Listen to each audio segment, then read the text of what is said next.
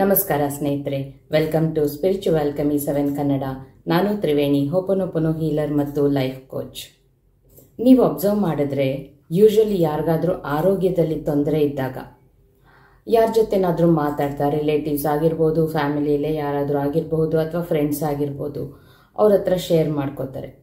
Generally ನಾವು ನೋಡೋದು, ನೀವುಗಳು ಕೂಡ ಮಾಡ್ತಿರ್ತೀರ.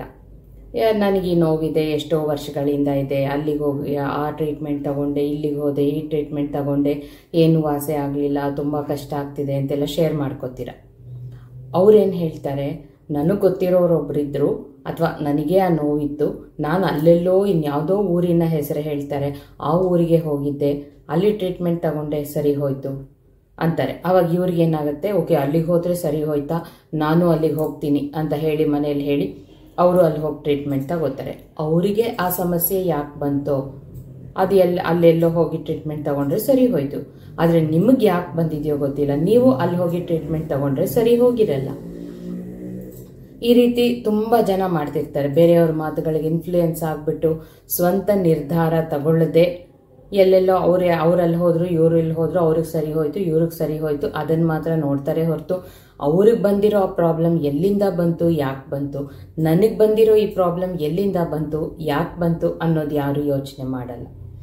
ರಿಲೇಷನ್ಶಿಪ್ಸಲ್ಲಿ ಗಂಡ ಹೆಂಡತಿ ಜಗಳ ಅಂತ ಅನ್ಕೊಳ್ಳಿ. ಈ ಗಂಡ ಏನು ಮಾಡ್ತಾರೆ, ಅವ್ರ ಫ್ರೆಂಡ್ಸ್ ಜೊತೆ ಶೇರ್ ಮಾಡ್ಕೋತಾರೆ, ಹೆಂಡತಿ ಇವ್ರ ಫ್ರೆಂಡ್ಸು ಅಥವಾ ಇವರ ರಿಲೇಟಿವ್ಸ್ ಜೊತೆ ಶೇರ್ ಮಾಡ್ಕೋತಾರೆ, ಈ ಥರ ಮನೇಲಿ ಪ್ರಾಬ್ಲಮ್ಮು ಅಂತ. ಅವ್ರ ಮನೇಲಿರೋ ಪ್ರಾಬ್ಲಮ್ನ ಅವರು ಶೇರ್ ಮಾಡ್ತಾರೆ. ನಾನು ಈ ಥರ ಮಾಡಿದೆ, ನನ್ನ ಮನೇಲಿ ಈ ಥರ ಸರಿ ಹೋಯ್ತು ಅಂದರೆ, ಹೌದಾ ಹಾಗಾದ್ರೆ ನಾನು ಅದನ್ನೇ ಮಾಡ್ತೀನಿ ಅಂತ ಅವ್ರ ಮನೆ ವಿಚಾರನ ಇವ್ರು ತಗೊಂಡು ಬಂದು ಇವ್ರ ಮನೆಯಲ್ಲಿ ಪ್ರಯತ್ನ ಮಾಡ್ತಾರೆ. ಅದಿನ್ನೂ ಹದಗೆಡುತ್ತೆ, ಪ್ರಾಬ್ಲಮ್ ಇನ್ನೂ ಎಕ್ಸ್ಟ್ರೀಮ್ ಲೆವೆಲ್ಗೆ ಹೋಗುತ್ತೆ. ಈ ಹುಡುಗರು ಯಾರನ್ನೋ ಪ್ರೀತಿಸ್ತಾರೆ, ಅವ್ರ ಫ್ರೆಂಡ್ಸಿಂದ ತುಂಬ ಇನ್ಫ್ಲೂಯೆನ್ಸ್ ಆಗ್ತಾರೆ. ಆ ಹುಡುಗಿ ನೋಡು ನಿನ್ನನ್ನು ನೋಡ್ತಾ ಇದ್ದಾಳೆ, ಆ ಹುಡುಗ ನೋಡು ನಿನ್ನನ್ನು ನೋಡ್ತಾ ಇದ್ದಾನೆ, ಅವಳಿಗೆ ನೀನಂದರೆ ಇಷ್ಟ, ಅವನಿಗೆ ನೀನಂದರೆ ಇಷ್ಟ, ಈ ಥರ ಒಬ್ಬರನ್ನ ಒಬ್ಬರು ಎನ್ಕರೇಜ್ ಮಾಡಿಕೊಂಡು ಇಲ್ಲದೇ ಇರೋ ಪ್ರೀತಿನ ಹುಟ್ಟಿಸ್ಕೊಂಡು ಅವ್ರ ಹಿಂದೆ ಬಿದ್ದು ಕಾಡಿಸಿ ಪೀಡಿಸಿ ಪ್ರೀತಿ ಮಾಡುವಂಥ ಪ್ರೀತಿಲಿ ಬಿದ್ದು ಮತ್ತೆ ಅದನ್ನು ಬ್ರೇಕಪ್ ಮಾಡ್ಕೊಳ್ಳೋದು. ಇದರಲ್ಲಿ ಏನಾಗುತ್ತೆ, ಫ್ರೆಂಡ್ಸ್ ಇನ್ಫ್ಲೂಯೆನ್ಸ್ ಜಾಸ್ತಿ ಇರುತ್ತೆ. ಇವರ ಸ್ವಂತ ನಿರ್ಧಾರಗಳು ಯಾವುದೂ ಇರಲ್ಲ, ಎಲ್ಲ ಫ್ರೆಂಡ್ಸ್ ಮೇಲೇ ಡಿಪೆಂಡ್ ಆಗುತ್ತೆ. ಫ್ರೆಂಡ್ಸ್ ಅಂದರೆ ಎಲ್ಲ ವಿಚಾರಗಳಲ್ಲಿ ಅವರು ಇರಬೇಕು. ಹೆತ್ತ ತಂದೆ ತಾಯಿಗೂ ಅಷ್ಟು ಅಧಿಕಾರ ಇರಲ್ಲ, ಎಲ್ಲ ನಿರ್ಧಾರಗಳು ಫ್ರೆಂಡ್ಸೇ ಮಾಡಬೇಕು, ಈ ಥರ. ಇನ್ನು ಕರಿಯರ್ ವಿಷಯ ಅಂತ ಬಂದರೆ ಸ್ಟಡೀಸ್ ಆಗುತ್ತೆ. ಸ್ಟಡೀಸ್ ಆದಮೇಲೆ ಈ ಜನರಲ್ಲಾಗಿ ಈಗಿರೋ ಹುಡುಗರಿಗೆ ಏನಾಗುತ್ತೆ, ಎಜುಕೇಷನ್ ಮಾಡಾದ್ಮೇಲೆ ಅಯ್ಯೋ ಇಲ್ಲಿವರೆಗೂ ಸಾಕಾಯ್ತಪ್ಪ ಓದಿ ಈಗ ಒಂದು ಜಾಬ್ ಸಿಕ್ಬಿಟ್ರೆ ಸಾಕು. ಆವಾಗ ತಲೆಯಲ್ಲಿ ಹೊಳೆಯುತ್ತೆ, ಹೌದು ಇವಾಗ ನಾನು ಜಾಬ್ ಮಾಡಬೇಕಾ ಅಥವಾ ಏನಾದರೂ ಬಿಸ್ನೆಸ್ ಮಾಡಲಾ, ನನಗೆ ಚಿಕ್ಕ ವಯಸ್ಸಿಂದ ಈ ಥರ ಬಿಸ್ನೆಸ್ ಅಂದರೆ ಇಷ್ಟ ಇದೆ, ಆ ಬಿಸ್ನೆಸ್ ಮಾಡಲಾ ಅಥವಾ ಜಾಬೇ ಮಾಡಲಾ, ಈ ಥರ ಒಂದು ಮನಸ್ಸಲ್ಲಿ ಒದ್ದಾಟ ಬರುತ್ತೆ. ಯಾವುದೂ ನಿರ್ಧಾರ ತಗೊಳಕ್ಕಾಗ್ತಾ ಇರಲ್ಲ. ಬಿಸ್ನೆಸ್ ಮಾಡಬೇಕು ಅಂದರೆ ಅದಕ್ಕೆ ಇನ್ವೆಸ್ಟ್ಮೆಂಟ್ಗೆ ದುಡ್ಡು ಬೇಕು, ಅಥವಾ ಏನಾದರೂ ಜಾಬ್ ಮಾಡಬೇಕು ಅಂದರೆ ಅದೇನು ಈಸಿಯಾಗಿ ಸಿಕ್ಬಿಡುತ್ತೆ, ಯಾಕೆಂದರೆ ಈಗ ತಾನೇ ಓದಿ ಬಂದಿದ್ದೀನಿ. ಆದರೆ ಬಿಸ್ನೆಸ್ಸಲ್ಲೇ ನನಗೆ ಇಂಟ್ರೆಸ್ಟ್ ಇದೆ, ಅದಕ್ಕೆ ಹಾಕೋಷ್ಟು ಹಣ ಇಲ್ಲ ನನ್ನ ಹತ್ರ. ಈ ರೀತಿಯಾದ ಗೊಂದಲ ಇರುತ್ತೆ, ಏನೂ ನಿರ್ಧಾರ ತಗೊಳಕ್ಕಾಗ್ತಾ ಇರಲ್ಲ. ಹಣದ ವಿಷಯದಲ್ಲೂ ಅಷ್ಟೇ ಸಿಕ್ಕಾಪಟ್ಟೆ ತೊಂದರೆ, ಯಾವ ವಿಷಯದಲ್ಲೂ ನಿರ್ಧಾರ ತಗೊಳಕ್ಕಾಗ್ತಾ ಇರಲ್ಲ. ಈ ಎಲ್ಲ ವಿಷಯಗಳನ್ನು ನೀವು ಅರ್ಥ ಮಾಡಿಕೊಂಡ್ರೆ ನಿಮ್ಗೆ ಅರ್ಥ ಆಗೋದೇನು, ನೋಡಿದಾಗ ಓವರಾಲ್ ಆಗಿ ಎಲ್ಲ ಪ್ರಾಬ್ಲಮ್ಸ್ಗೂ ಮೂಲ ಕಾರಣ ಸರಿಯಾದ ನಿರ್ಧಾರ ತಗೊಳ್ಳೋಕ್ಕೆ ಆಗದಿರೋದು. ಈಗ ಏನಾಗ್ಬಿಡ್ತಾ ಇದೆ ಅಂದರೆ, ಪುಟ್ಟ ಮಕ್ಕಳಿಂದ ಹಿಡಿದು ವಯಸ್ಸಾದವ್ರವರೆಗೆ, ವಯಸ್ಸಿಗೂ ಇದಕ್ಕೂ ಸಂಬಂಧನೇ ಇಲ್ಲ ಅನ್ನೋ ಥರ ನಿರ್ಧಾರ ತಗೊಳ್ಳೋಕ್ಕೆ ಆಗ್ತಾ ಇಲ್ಲ ಯಾರಿಗೂ. ಸರಿಯಾದ ನಿರ್ಧಾರ ತಗೊಂಡು ಮುಂದಕ್ಕೆ ಹೆಜ್ಜೆ ಇಟ್ಟರೆ ಎಲ್ಲ ಸರಿಯಾಗುತ್ತೆ. ಆದರೆ ನಿರ್ಧಾರ ತಗೊಳ್ಳೋದ್ರಲ್ಲೇ ಎಡವಿದ್ರೆ ಪ್ರಾಬ್ಲಮ್ ಖಂಡಿತ ಬರುತ್ತೆ. ಪ್ರಾಬ್ಲಮ್ನ ಅಟ್ರಾಕ್ಟ್ ಮಾಡ್ತೀವಿ. ಪ್ರಾಬ್ಲಮ್ ಬಂದಮೇಲಂತೂ ಪ್ರಾಬ್ಲಮ್ ಅಂತ ಅದನ್ನೇ ನೆನೆಸ್ಕೊಂಡು ಇನ್ನಷ್ಟು ಪ್ರಾಬ್ಲಮ್ಸನ್ನು ಅಟ್ರಾಕ್ಟ್ ಮಾಡ್ಕೋತೀವಿ ಅಲ್ವಾ? ಸೊ ಈಗ ಸರಿಯಾದ ನಿರ್ಧಾರ ತಗೊಳ್ಳೋದು ಹೇಗೆ?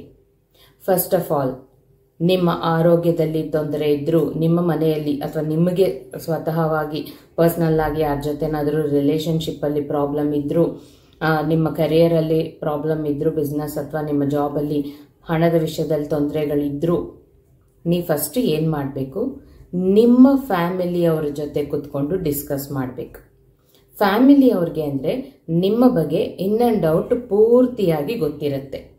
ಅದನ್ನ ಬಿಟ್ಟು ಯಾರೋ ಫ್ರೆಂಡ್ಸ್ ಜೊತೆ ಮಾತಾಡಿದ್ರೆ ಏನಾಗುತ್ತೆ, ಅವ್ರ ಅವ್ರ ಫ್ಯಾಮಿಲಿ ವಿಷಯಕ್ಕೆ ತಕ್ಕಂತೆ ಅವ್ರ ಮನಸ್ಸಲ್ಲಿ ಇರುತ್ತೆ, ಅದಕ್ಕೆ ತಕ್ಕಂತೆ ನಿಮಗೆ ಸಲಹೆ ಕೊಡ್ತಾರೆ. ಅದನ್ನು ತಗೊಂಬಂದು ನಿಮ್ಮ ಫ್ಯಾಮಿಲಿಯಲ್ಲಿ ಅಳವಡಿಸೋಕೆ ಶುರು ಮಾಡ್ತೀರಾ, ಅದು ವರ್ಕೌಟ್ ಆಗಲ್ಲ. ಹಾಗಾಗಿ ಫ್ಯಾಮಿಲಿಯವ್ರ ಜೊತೆ ಕೂತ್ಕೊಂಡು ನಿರ್ಧಾರ ತಗೊಳ್ಳಿ. ಏನು ಮಾಡೋಣ, ಈ ಥರ ಪ್ರಾಬ್ಲಮ್ ಇದೆ, ಆರೋಗ್ಯದಲ್ಲಿ ಈ ಥರ ತೊಂದರೆ ಇದೆ, ರಿಲೇಷನ್ಶಿಪ್ಪಲ್ಲಿ ಈ ಥರ ಪ್ರಾಬ್ಲಮ್ ಇದೆ, ಕರಿಯರಲ್ಲಿ ಹೀಗಿದೆ, ಹಣದ ವಿಷಯದಲ್ಲಿ ಹೀಗೆ ಪ್ರಾಬ್ಲಮ್ ಇದೆ, ಏನು ಮಾಡೋಣ ಅಂತ ಕೂತ್ಕೊಂಡು. ಅಲ್ಲಿಗೂ ಡಿಸೈಡ್ ಮಾಡೋಕ್ಕಾಗ್ತಿಲ್ವಾ, ನೀವೇ ಸ್ವಂತ ಡೆಸಿಷನ್ಸನ್ನು ತಗೊಳ್ಳೋದನ್ನು ಶುರು ಮಾಡಿ. ನಿಮ್ಮ ಮನಸ್ಸು ಯಾವುದು ಇದು ಒಳ್ಳೆಯದು ಅಂತ ಹೇಳುತ್ತೋ ಅದನ್ನೇ ಮಾಡಿ. ಯಾಕೆಂದರೆ ನಮ್ಮ ಮನಸ್ಸು ಹೇಳೋದು ಅಂದರೆ, ನಮ್ಮ ಒಳ ಮನಸ್ಸು ಅಂದರೆ ಯಾರು ಹೇಳೋದು? ಯೂನಿವರ್ಸೇ ನಮ್ಮ ಒಳಗಿಂದ ಹೇಳೋದು. ನಮ್ಮ ಇನ್ನರ್ ಚೈಲ್ಡ್ ನಮ್ಮೊಳಗಿಂದ ಮಾತಾಡಿದ್ದೆ, ಅದು ನಮಗೆ ತಪ್ಪಾದ ನಿರ್ಧಾರಗಳನ್ನು ಕೊಡೋದೇ ಇಲ್ಲ. ನಾವು ಬೇಕಾದ್ರೆ ತಪ್ಪು ನಿರ್ಧಾರ ತಗೋಬೋದೇ ಹೊರತು ನಮ್ಮೊಳಗಿರೋ ನಮ್ಮ ಇನ್ನರ್ ವಾಯ್ಸ್ ಯಾವಾಗಲೂ ನಮ್ಮ ಒಳ್ಳೆಯದನ್ನೇ ಬಯಸುತ್ತೆ. ನಮ್ಮ ಇನ್ನರ್ ವಾಯ್ಸ್ ಮಾತಾಡಬೇಕು ಅಂದರೆ ಏನು ಮಾಡಬೇಕು? ಫಸ್ಟಾಗಿರಬೇಕಾಗಿರೋದೇ ಪಾಸಿಟಿವ್ ಮೈಂಡ್ ಸೆಟ್. ನೀವು ನೆಗೆಟಿವ್ ಮೈಂಡ್ ಸೆಟ್ ಆಗಿ ಇದ್ದಾಗ ಎಲ್ಲದಕ್ಕೂ ಸಂಶಯ ಪಟ್ಕೊಂಡು, ಹೆದರ್ಕೊಂಡು, ಕೋಪ ಮಾಡಿಕೊಂಡು, ಯಾವಾಗಲೂ ಗೊಂದಲದಲ್ಲಿದ್ದು ಈ ಥರ ಇದ್ದರೆ ನಿಮ್ಮ ಇಂಟ್ಯೂಷನ್ ವರ್ಕ್ ಆಗಲ್ಲ. ಆವಾಗ ನಿಮ್ಮ ಒಳ ಮನಸ್ಸು ನಿಮ್ಗೆ ಯಾವ ಸೂಚನೆ ಕೊಡಲ್ಲ. ಅದೇ ನೀವು ಯಾವಾಗಲೂ ಖುಷಿಯಾಗಿದ್ದು ನಿಮ್ಮ ಫ್ರೀಕ್ವೆನ್ಸಿನ ಹೈ ಮಾಡ್ಕೊಳ್ಳಿ. ಆವಾಗ ನೋಡಿ, ಏನೇ ಪ್ರಾಬ್ಲಮ್ ಬಂದರೂ ನಿಮ್ಮ ಒಳ ಮನಸ್ಸೇ ನಿಮಗೆ ಹೇಳ್ತಾ ಇರುತ್ತೆ, ಇದು ಮಾಡು ಕರೆಕ್ಟು, ಇದು ಮಾಡು, ಇಲ್ಲಿಗೆ ಹೋಗ್ಬೇಡ, ಅಲ್ಲಿಗೆ ಹೋಗ್ಬೇಡ, ಅದನ್ನು ಮಾಡು, ಇದನ್ನು ಮಾಡು ಅಂತ. ಸೊ ಈ ಪಾಸಿಟಿವ್ ಮೈಂಡ್ಸೆಟ್ ಫಸ್ಟ್, ಇದಂತೂ ಕಂಪಲ್ಸರಿ ಇರಲೇಬೇಕು. ಇನ್ನು ನೆಕ್ಸ್ಟ್ ನಿಮಗೆ ಬೇಕಾಗಿರೋದೇನು? ಆಲೋಚನೆ. ನಿಮ್ಮ ಆಲೋಚನೆಯಲ್ಲಿ ಏನಿದೆ, ಯಾವ ರೀತಿಯಾದ, ಯಾವಾಗಲೂ ಆರೋಗ್ಯದಲ್ಲಿ ತೊಂದರೆ ಇದ್ದರೆ ಆರೋಗ್ಯದ ಬಗ್ಗೆ ಯಾವಾಗಲೂ ನೆಗೆಟಿವ್ ಆಗಿ ಯೋಚನೆ ಮಾಡ್ತಿದ್ದೀರಾ. ಯಾಕೆ ಬಂತು ಇದು, ಯಾವಾಗ ಹೋಗುತ್ತೆ, ಏನು ಗೊತ್ತಿಲ್ವೇ, ಈ ಥರ. ಆರೋಗ್ಯದಲ್ಲಿ ತೊಂದರೆ ಬಂದಿದೆ ಅಂದ್ರೇ ನಿಮ್ಮನ್ನು ನೀವು ಪ್ರೀತಿ ಮಾಡ್ತಾ ಇಲ್ಲ. ಯಾವಾಗ ನಿಮ್ಮನ್ನು ನೀವು ಪ್ರೀತಿ ಮಾಡ್ತಿಲ್ವೋ ಆವಾಗಲೇ ನಿಮಗೆ ಆರೋಗ್ಯದಲ್ಲಿ ತೊಂದರೆ ಬರೋದು. ಈ ರೀತಿ ನಿಮಗೆ ಮೂಲ ಕಾರಣ ಏನು ಅಂತ ತಿಳ್ಕೊಳ್ಳಿ. ಈ ಥರ ಪ್ರಾಬ್ಲಮ್ಸ್ಗೆ ಮೂಲ ಕಾರಣ ಏನು ಅನ್ನೋದನ್ನು ನಾನು ಇನ್ನೊಂದು ವಿಡಿಯೋಲಿ ಹೇಳ್ತೀನಿ.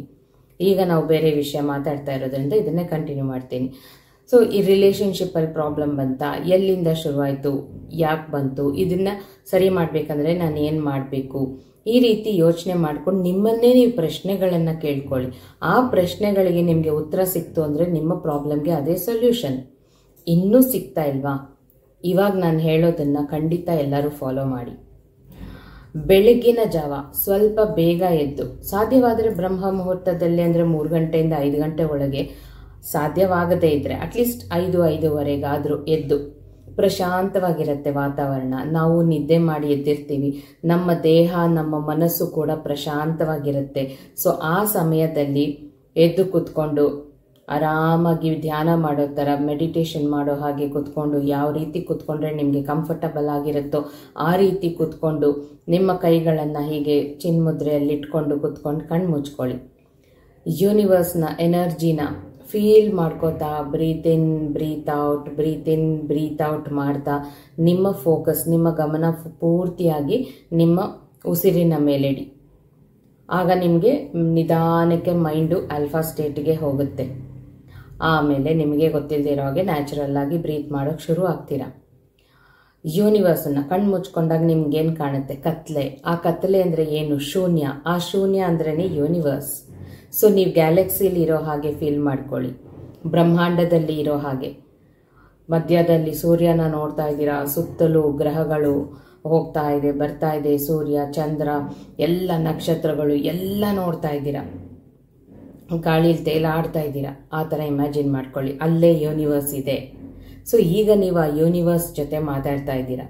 ಯೂನಿವರ್ಸ್, ನನಗೆ ಈ ಥರ ಪ್ರಾಬ್ಲಮ್ ಇದೆ, ನಾನು ಯಾವ ಥರ ಡೆಸಿಷನ್ ತಗೊಳ್ಳಿ, ಇದನ್ನು ಡಿಸೈಡ್ ಮಾಡಲ, ಅದನ್ನು ಡಿಸೈಡ್ ಮಾಡಲ, ನನಗೆ ಗೊತ್ತಾಗ್ತಾ ಇಲ್ಲ, ನನಗೆ ದಯವಿಟ್ಟು ನಿನ್ನ ಏನಾದರೂ ಒಂದು ಸೂಚನೆಯನ್ನು ಕೊಡು, ಈ ಥರ ನನಗೆ ಇದನ್ನು ಮಾಡಲ, ನಾನು ಅದನ್ನು ಮಾಡಲ ಅನ್ನೋ ಸೂಚನೆಯನ್ನು ಕೊಡು ಯೂನಿವರ್ಸ್ ಅಂತ ಯೂನಿವರ್ಸ್ನ ಕೇಳ್ಕೊಳ್ಳಿ. ನೀವು ಯೂನಿವರ್ಸ್ ಖಂಡಿತ ಒಳ್ಳೆ ಸೂಚನೆಯನ್ನು ಕೊಡುತ್ತೆ ನಿಮಗೆ.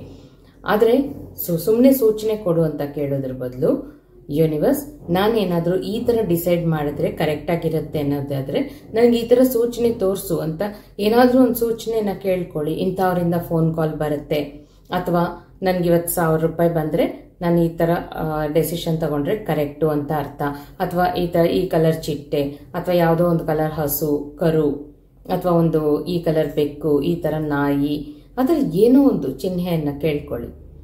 ಅಥವಾ ನಾನು ಈ ಥರ ಡಿಸೈಡ್ ಮಾಡಿದ್ರೆ ಕರೆಕ್ಟ್ ಅನ್ನೋ ಹಾಗಿದ್ರೆ ನನಗೆ ಈ ಥರ ಡೆಸಿಷನ್ಸ್, ನನಗೆ ಈ ಥರ ಸೂಚನೆಯನ್ನು ತೋರಿಸು ಅಂತ. 2 ಡೆಸಿಷನ್ ಇದೆ ನಿಮ್ಮ ಕಣ್ಮುಂದೆ, ಇದು ತಗೊಳ್ಳ ಅದು ತಗೊಳ್ವಾ ಗೊತ್ತಾಗ್ತಾ ಇಲ್ಲ ನಿಮಗೆ. ಹಾಗಾಗಿ ಈ ಡೆಸಿಷನ್ ತಗೊಂಡ್ರೆ ಈ ಥರ ಚಿಹ್ನೆ, ಈ ಡೆಸಿಷನ್ ತಗೊಂಡ್ರೆ ಈ ಥರ ಚಿಹ್ನೆಯನ್ನು ತೋರಿಸು ಅಂತ ನೀವು ಬ್ರಹ್ಮಾಂಡದಲ್ಲೇ ಇದ್ದು ಯೂನಿವರ್ಸ್ನ ಕೇಳ್ತಾ ಇದ್ದೀರಾ.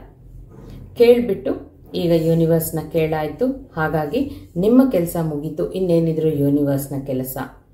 ಸೊ ನೀವು ಮೆಡಿಟೇಷನಿಂದ ಹೊರಗಡೆ ಬನ್ನಿ. ನೀವೆಲ್ಲಿ ಕೂತಿದ್ದೀರೋ ನಿಮ್ಮ ಗಮನನ ಅಲ್ಲಿಗೆ ತಗೊಂಡು ಬನ್ನಿ. ನಿಧಾನಕ್ಕೆ ಕೈ ಕಾಲು ಜಸ್ಟ್ ಹೀಗೆ ಮೂವ್ ಮಾಡಿಬಿಟ್ಟು ಕೈ ಉಜ್ಕೊಂಡು ಕಣ್ಣಿನ ಮೇಲೆ ಇಟ್ಕೊಂಡು ಕಣ್ಣು ತೆಗೆದ್ಬಿಡಿ. ಇದಾದ ಮೇಲೆ ನಾನು ಯೂನಿವರ್ಸ್ನ ಚಿಹ್ನೆ ಕೇಳಿದ್ದೀನಿ, ನನಗೆ ತೋರಿಸುತ್ತೆ ಅಂತ ಯಾವಾಗಲೂ ಹೊರಗಡೆ ಹುಡುಕ್ತಾ ಇರೋದು. ಹಾಗೆ ಮಾಡಿದ್ರೆ ಖಂಡಿತ ತೋರಿಸಲ್ಲ. ಒಂದು ಸಲ ಯೂನಿವರ್ಸ್ ಮೇಲೆ ನಂಬಿಕೆ ಇಟ್ಟು ಯೂನಿವರ್ಸ್ಗೆ ನಾವು ಸರೆಂಡರ್ ಆಗಿಬಿಡ್ಬೇಕು. ಅಂದರೆ ಶರಣಾಗತಿ. ನಮ್ಮ ಪ್ರಾಬ್ಲಮ್ನ ಯೂನಿವರ್ಸ್ಗೆ ಕೊಟ್ಬಿಟ್ಟಿದ್ದೀವಿ, ಹೇಳ್ಬಿಟ್ಟಿದ್ದೀವಿ, ಆಗ್ಬಿಟ್ಟಿದೆ.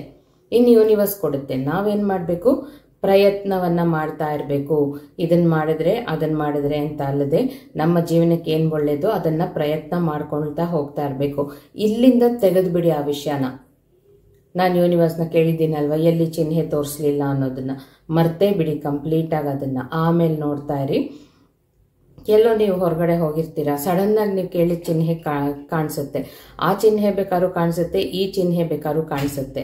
ಯಾವುದು ಕಾಣಿಸುತ್ತೋ ನಿಮಗೆ ಚಿಹ್ನೆ, ಅದೇ ನಿಮಗೆ ಯೂನಿವರ್ಸ್ ಕೊಟ್ಟಿರೋ ಉತ್ತರ. ಅದನ್ನು ನೀವು ಧೈರ್ಯವಾಗಿ ಕಣ್ಮುಚ್ಕೊಂಡು ಫಾಲೋ ಮಾಡಬಹುದು. ಅದೇ ನಿಮಗೆ ಒಳ್ಳೆಯದು. ಅದು ನಿಮಗೆ ಮನಸ್ಸಿಗೆ ಸಮಾಧಾನ ಆಗದೇ ಇದ್ರೂ ಅದೇ ನಿಮಗೆ ಒಳ್ಳೆಯದು. ಅದನ್ನು ಫಾಲೋ ಮಾಡಿ. ಸೊ ಈ ರೀತಿ ನಾವು ಯೂನಿವರ್ಸನ್ನೇ ನಿರ್ಧಾರ ಕೇಳಿ ನಮ್ಮ ಲೈಫನ್ನು ಡಿಸೈಡ್ ಮಾಡಿದಾಗ ನಮ್ಮ ಲೈಫ್ಗೆ ಏನು ಒಳ್ಳೆಯದಾಗುತ್ತೋ ಅದೇ ನಾವು ಮಾಡ್ತೀವಿ. ನಮ್ಮ ಲೈಫ್ ತುಂಬ ಅದ್ಭುತವಾಗಿರುತ್ತೆ. ಸೊ ಹೀಗೆ ಮಾಡಿ ನೀವೆಲ್ಲರೂ. ಯಾಕೆಂದರೆ ದೇವರಾಗಲಿ ಯೂನಿವರ್ಸ್ ಆಗಲಿ ನಮ್ಮನ್ನು ಹುಟ್ಟಿಸಿರೋರು ಅವರು, ಪ್ರಾಬ್ಲಮ್ ಕೊಟ್ಟಿರೋರು ಅವರು. ನಮಗೆ ಗೊತ್ತಿಲ್ಲ ಅಂದಾಗ ಅವರನ್ನು ಕೇಳಿದ್ರೆ ಕರೆಕ್ಟಾದ ನಿರ್ಧಾರ ಸಿಗುತ್ತೆ. ಅದು ಬಿಟ್ಟು ಸ್ನೇಹಿತರನ್ನ, ನೆರೆಹೊರೆಯವ್ರನ್ನ ಕೇಳಿದ್ರೆ ಏನು ಸಿಗುತ್ತೆ?